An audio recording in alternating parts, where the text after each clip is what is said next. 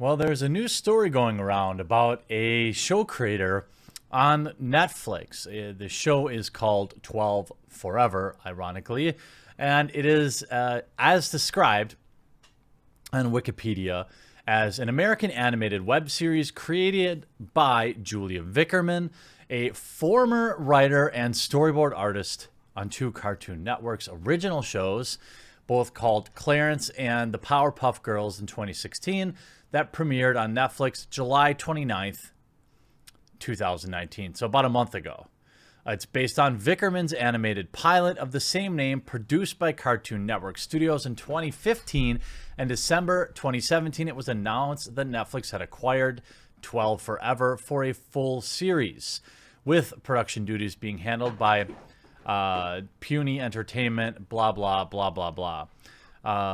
It's hard to say. I mean, it's obviously a cartoon, 25 episodes. It's hard to say who they would say their audience is. Because, I mean, on Netflix, you know, you have a lot of cartoons that are both for kids and adults with the intellect of children. So it's difficult to tell what's going on here. But Shoe on Head put out a video yesterday that I'm going to signal boost as well as go over some new information going on here with this show's creator. But in the light of everything going on, this is a tough position to be in, because what you're about to find out about this creator may cause you to want to react. I'm not sure that that's the right thing to do here.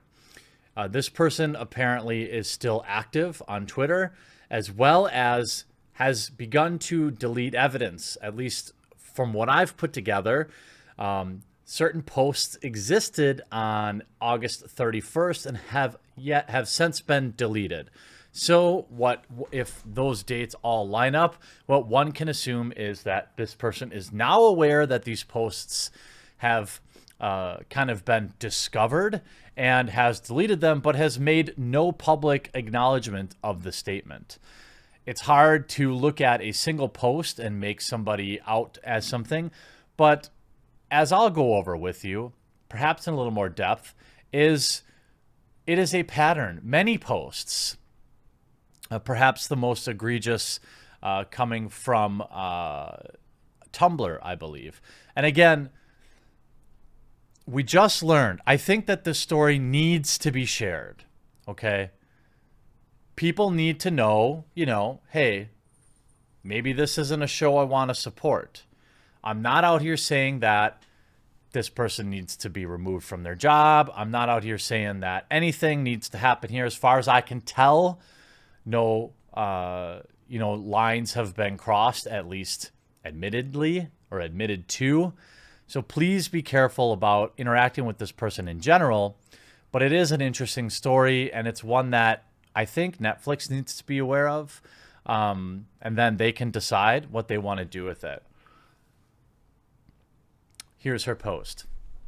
Tony was hesitant to go on any rides because he values his life, or so he says. But once I've had bought 10 tickets, so who can really say no to a jarring bout on the Sizzler? Oh, but Tumblr, guess who was in line to go to the Sizzler with us? This beautiful, androgynous, long, black-haired, emo, 14-year-old boy wearing tight black pants and a black t-shirt, emblazoned with the name of some band that probably isn't very good. By the way, at the time she wrote this, she was in her mid-20s. This was not something written when she was 15, 16. Occasionally, I get instances in insatious infatuations with strangers that can only be described as overwhelming or annoying, depending on how patient you are with me. Tony was nice enough to follow this poor boy around the small carnival with me as I tried to sneak photos. I knew that my heart would be forever in turmoil unless I at least tried to talk to him. Again, in her mid-20s. Oh goodness, if only his mom hadn't been there. Good question.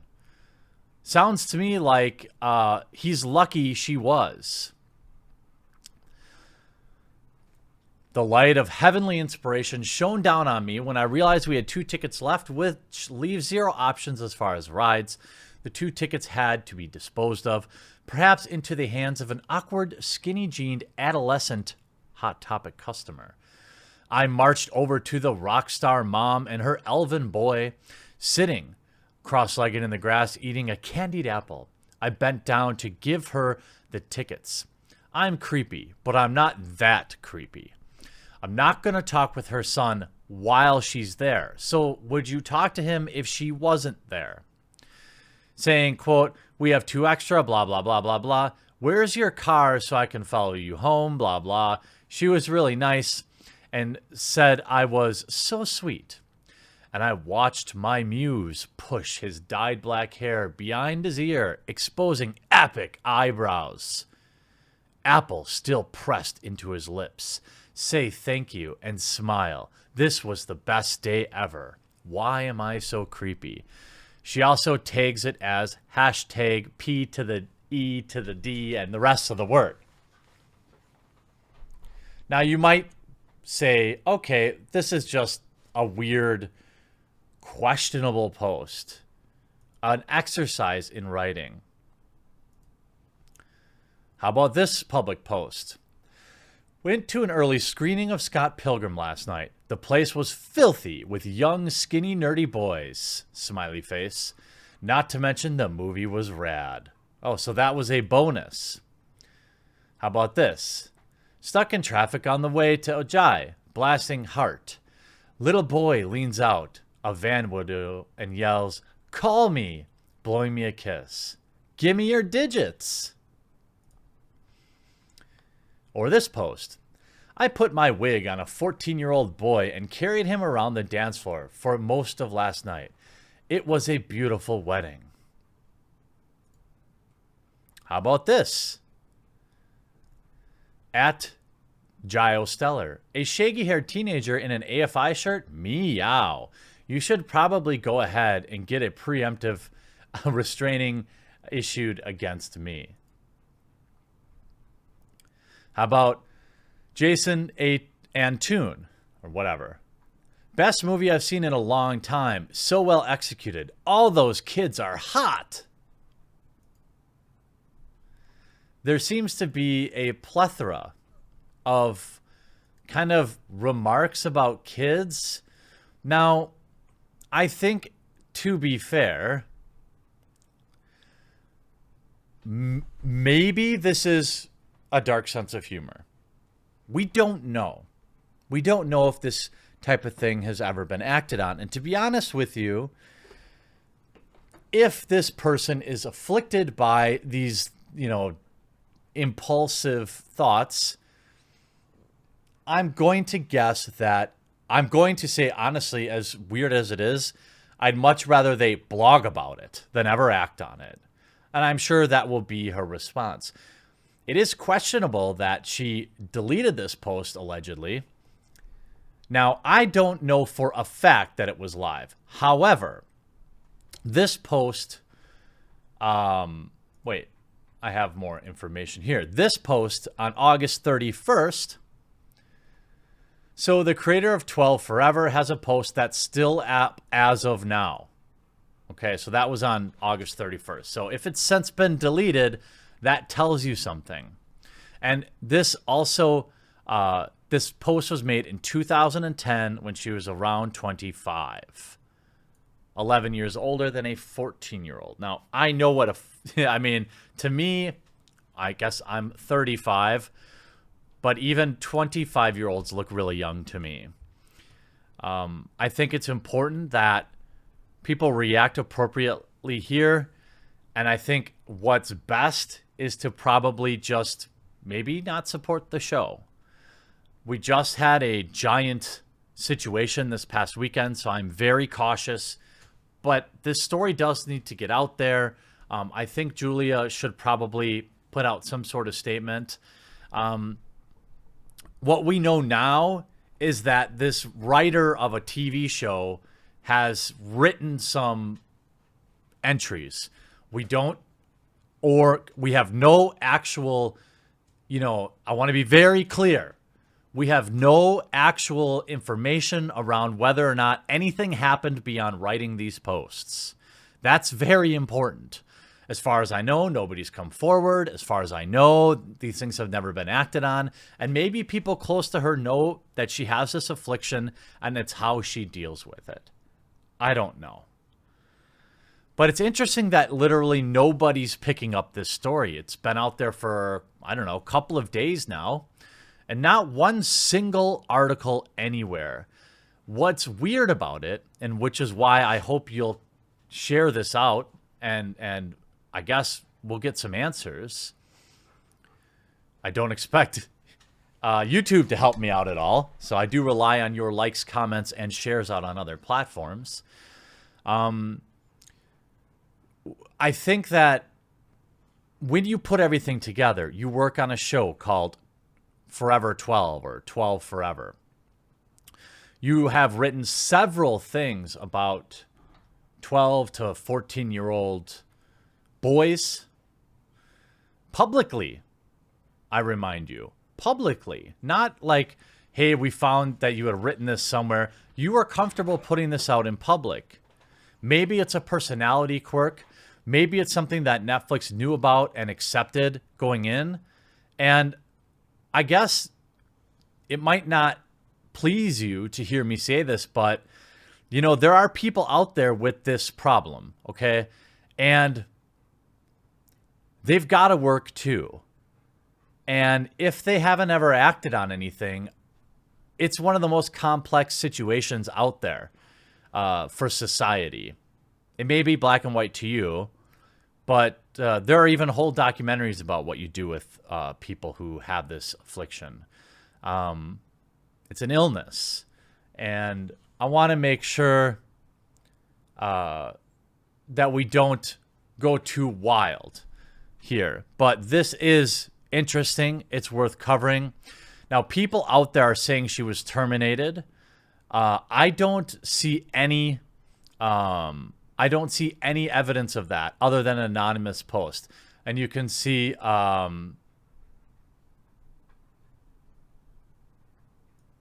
whoa. Oh, she deleted her whole Tumblr.